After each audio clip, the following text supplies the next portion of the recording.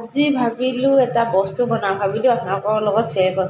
এয়া লৈছোঁ জাতিলাও বাকলি আৰু গুটি আলু।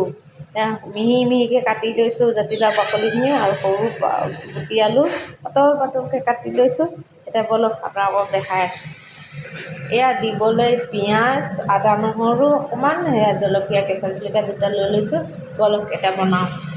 এয়া কেৰাহীত তেল দি দিছোঁ, তেল অলপ সৰহকৈ দি দিছোঁ।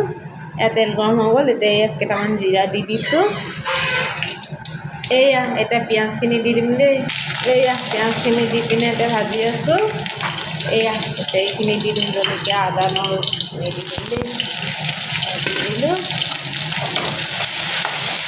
তাৰপিছত এইখিনি দি দিম এতিয়া জাতিলাও বাকলি।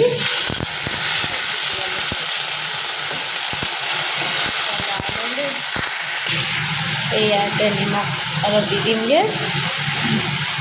এয়া হালধি এতিয়া ধুনীয়াকৈ লৰাই পিনে সিজিব দিম। হৈ গ'ল, এতিয়া ধুনীয়াকৈ ৰেডি আপোনালোকক দেখাই আছোঁ।